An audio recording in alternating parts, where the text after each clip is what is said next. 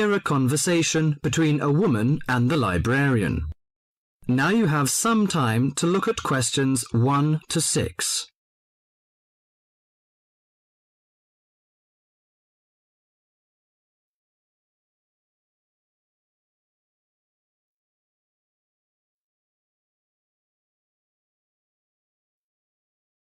Now listen to the talk and answer the questions 1 to 6.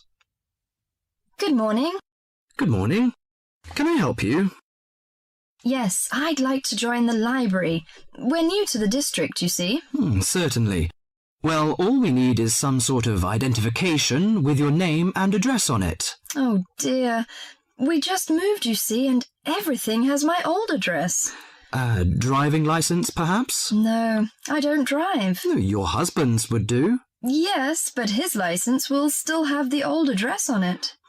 Perhaps you have a letter addressed to you at your new house. No, I'm afraid not. We've only been there a few days, you see, and no one's written to us yet. What about your bank book? That's just the same. Oh dear, and I did want to get some books out this weekend. We're going on holiday to relax after the move, you see, and I wanted to take something with me to read. Well, I'm sorry, but we can't possibly issue tickets without some form of identification. What about your passport? What? Oh, yes, how silly of me. I've just got a new one, and it does have our new address. I've just been to book our air ticket, so I have it on me. Well, that's all right. Your ticket will be ready soon. OK, how many books am I allowed to take out? You can take 4 books out at a time, and you can also get 2 tickets to take out 3 magazines or periodicals. Newspapers, I'm afraid, can't be taken out. Oh, that's fine. Do you have a record library? Some libraries do, I know. Yes, we do. You have to pay a deposit of $5 in case you damage them, but that entitles you to take out 2 records at a time. That's good. Could you show me where your history and biography sections are, please? Yes, just over there to your right. If there's any particular book you want, you can look it up in the catalogue, which you'll find just around the corner. You can also find a touchscreen information service on level 2. Thank you. Oh, and how long am I allowed to keep the books for? Well, the normal loan period is 3 weeks, with 2 weeks extension. Oh dear. We're going away for 4 weeks. Can I renew them now? I'm afraid not. You must do that at the end of 3 weeks. I see. Thank you very much.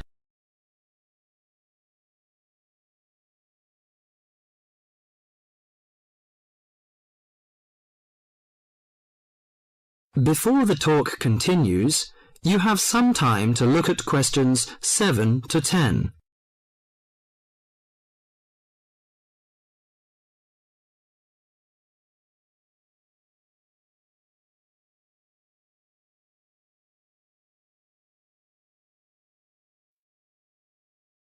Now listen to the talk and answer the questions 7 to 10. Well, let's go into some details. Your name, please, madam? My name is Barbara. The surname is Cooper. It's spelt as Cooper. Fine. And what's your contact number? If we have new books coming, we can contact you in time. Good. You can call me on 723-6518, but it's better after 5 p.m. You know I have to work during the daytime. Do you need the office number? I don't think so. It's enough. Could you tell me the address? I lived in King Road, but of course you need my new address. It's 25 St. Mary Road, Hanwell. That's Hanwell. Is that right? Yes. Do you need the passport number? I just brought it with me. Here you are. Yes, thank you. The number of your passport is G57980942. OK, and your ticket is ready. The number is M930123. Thank you. Could I take a look around and check out some books? Of course, as you like.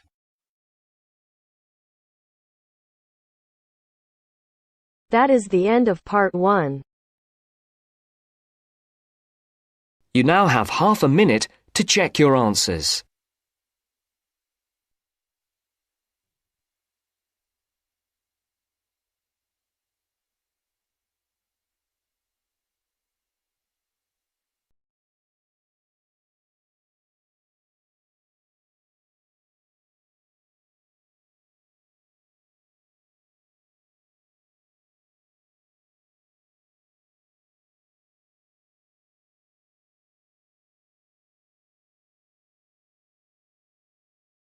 Now turns to Part 2.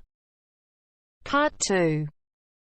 You are going to hear a conversation between a student and a driving instructor. First, look at questions 11 to 14.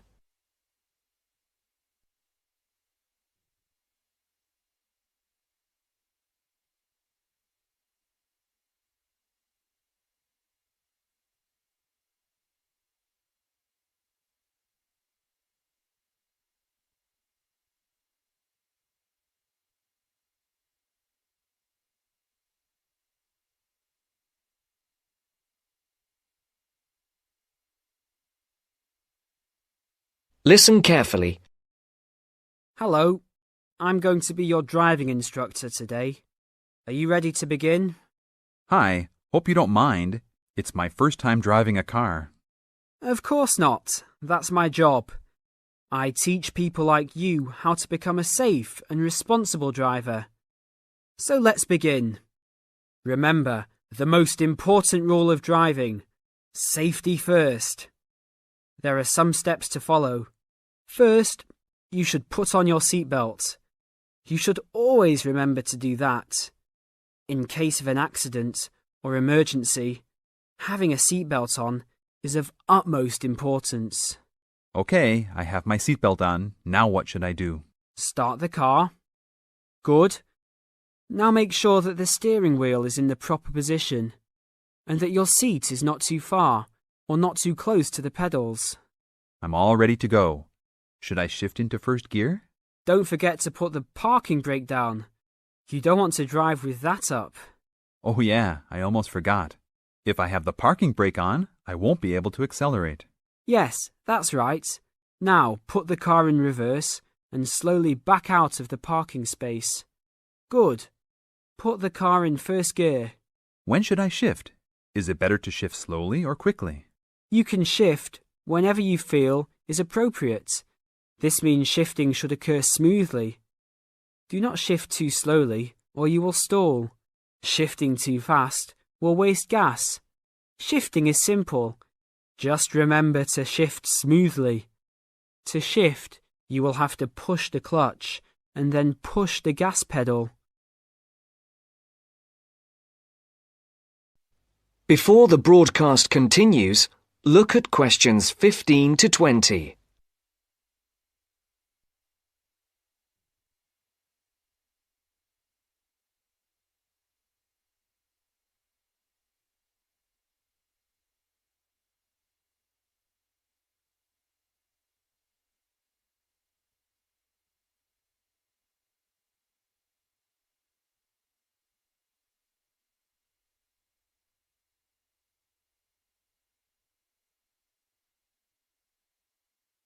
You will now listen to the second part of the talk.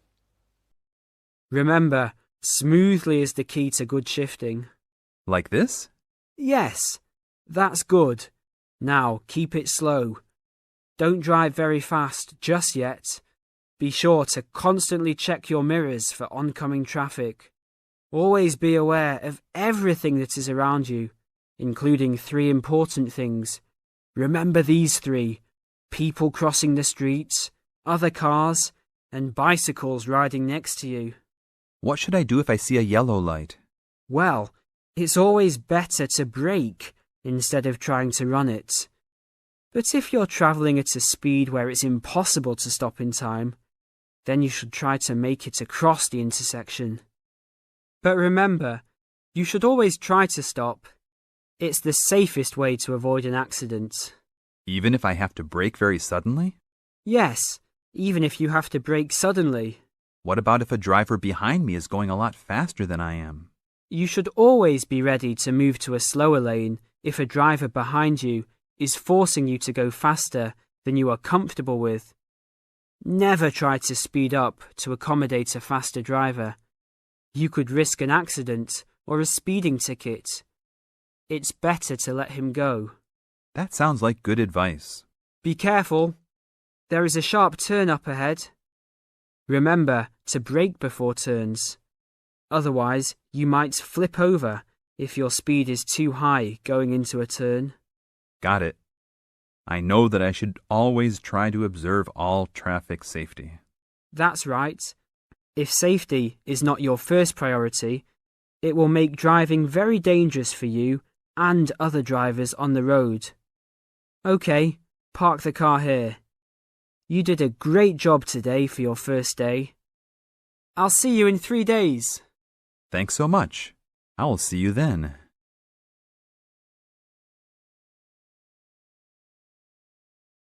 That is the end of part 2. You now have half a minute to check your answers.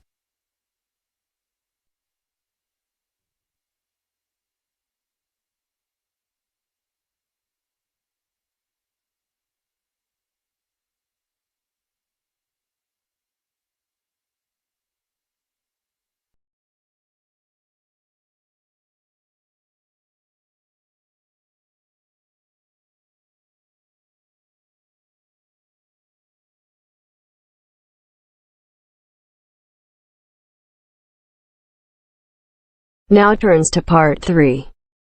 Part 3. First, you have some time to look at questions 21 to 26.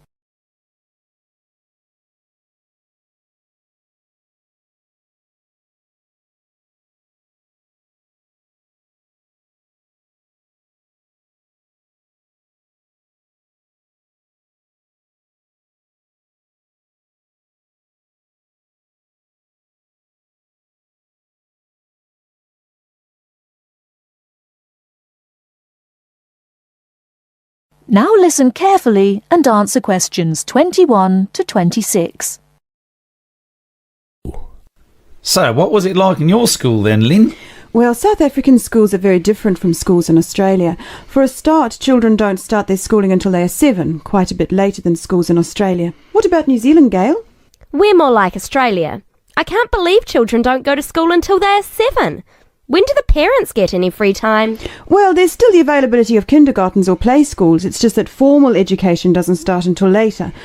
I don't think it's such a good idea for children to have to be too academic at such a young age. They should be able to just enjoy themselves. Well, yeah, but the first school children go to isn't really very academic. It's just an opportunity for children to learn a few basic social skills by playing and learning with other children. Yes, I'd agree with that. I guess being so close, Australian and New Zealand schools must be similar then. Well, I suppose they do share a lot of similarities, but there are also some differences. For example, children in New Zealand go through intermediate school, but in Australia there's only high school. That's right, isn't it, Pat? Yeah, I think so. What about South Africa, Lynn? Do you have an intermediate or high school? Oh, high school. And now the difference between Australian and New Zealand education is that although both countries have state schools and private schools, our private schools are very often run by religious groups, whereas New Zealand schools are secular. That's not true. There are quite a few religious schools in New Zealand. Oh, OK, maybe we are similar. Only a few South African schools have any religious connection, so I guess we're different.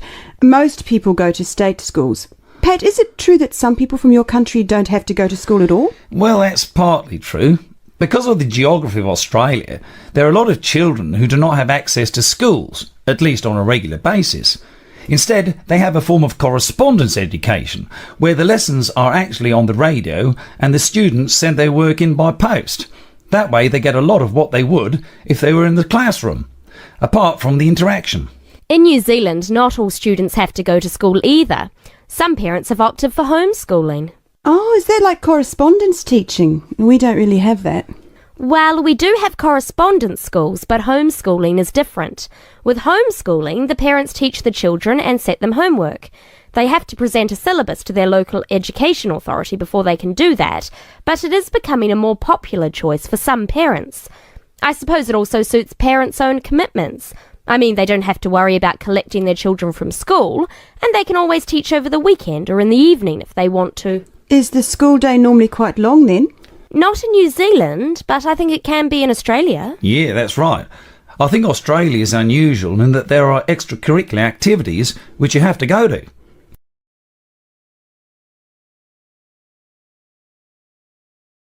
Before you hear the rest of the talk, you have some time to look at questions 27 to 30.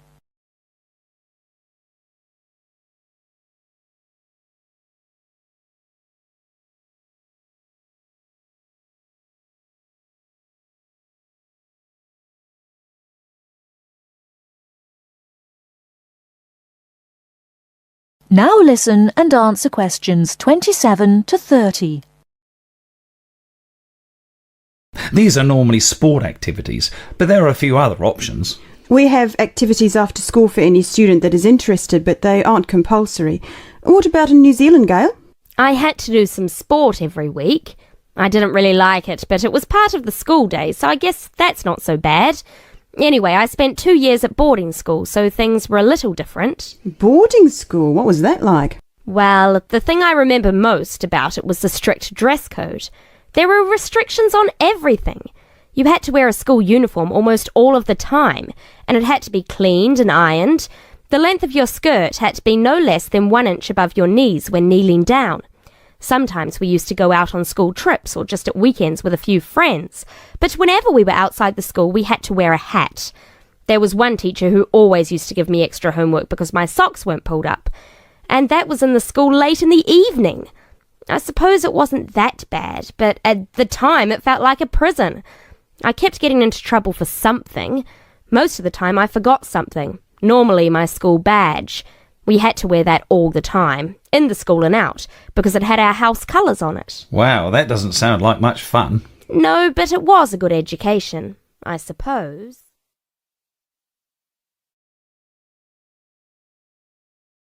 That is the end of part 3. You now have half a minute to check your answers.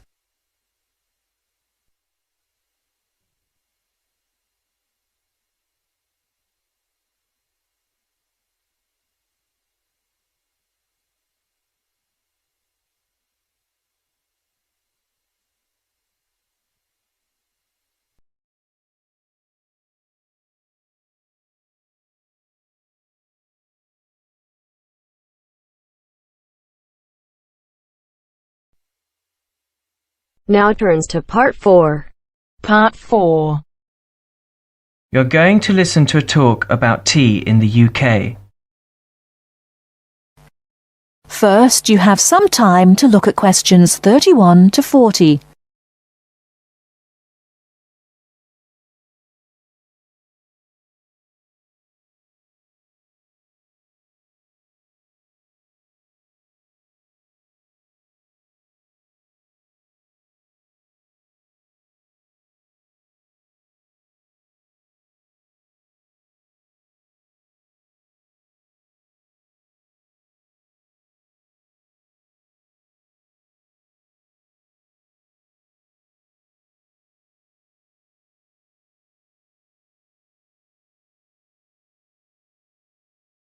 Now listen carefully and answer questions 31 to 40. During the 1930s, there was a popular song which had the title "Everything Stops for Tea," and to millions of British people, a restful cuppa is still an ideal way to relax for a few minutes from the rigours of the day. The English custom of drinking tea has its roots in the 17th and 18th centuries. When first imported to Britain, the exotic cha, or cha, as the Chinese tea was variously called, was considered a man's drink to be enjoyed with colleagues at London coffee shops. These were popular meeting places for many walks of life: politicians, lawyers, poets, actors, and writers. Many London clubs began in this manner, and the famous Lloyd's Insurance underwriters started out as Lloyd's Coffee House. In 1706, the first coffee house that offered tea was Tom's Coffee House, owned by Thomas Twining.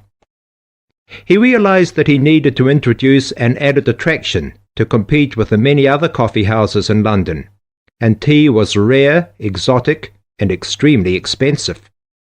With these credentials, tea became an exclusive drink and enabled Twining to open a tea shop under the sign of the Golden Lion in the Strand. By the 18th century, the ladies of the more affluent classes were going China mad, using tea as an excuse for displaying their extravagant purchases of Chinese porcelain and Dresden tea sets.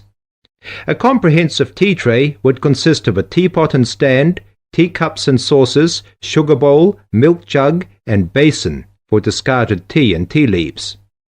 tea was still expensive and kept in locked tea caddies. Skilled craftsmen fashioned caddies of carved inlaid woods fitted with crystal and precious metals. To ensure the servants weren't tempted by this priceless commodity, the caddy was kept locked, and only the mistress of the house held the key and prepared tea when guests came to visit. No well-brought-up young Englishwoman could consider herself socially acceptable unless she knew how to brew a proper cup of tea. As the 18th century progressed, changes in commerce and working hours resulted in the main meal of the day being taken much later in the evening. The prospect of lasting from breakfast until evening did not appeal to the Duchess of Bedford, who is usually credited with being the first to alleviate late afternoon hunger pangs by introducing a small 4 o'clock meal served with tea. With time, the light, wafer-thin toast or delicate white bread gave way to exotic fillings like tomato and egg, cucumber, chicken, or potted shrimps, followed by buttered scones, crumpets, or elegant pastries. The popularity of tea continued to spread, but it was not until 1839 that the first shipment of Assam Indian tea was landed in Britain. A healthy trade with India was soon established, and tea clippers, like the Cutty Sark, now a museum in a dry dock at Greenwich, were reaching the peak of their sailing days. In 1879, the first limited shipments of Ceylon tea began to arrive, and by 1880 this had been firmly established alongside Indian and China teas, giving the broad range of teas that are available today. There have been few changes in 3 centuries of tea trading.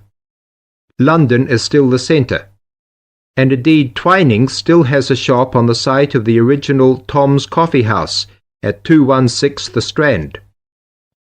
The name Twining has been linked with tea for over 280 years. Indeed, it was Richard Twining, in his capacity as chairman of the dealers of tea, who in 1784 persuaded Prime Minister William Pitt to reduce the high tax on tea, making the beverage more accessible to the general public. That is the end of part 4. You now have half a minute to check your answers.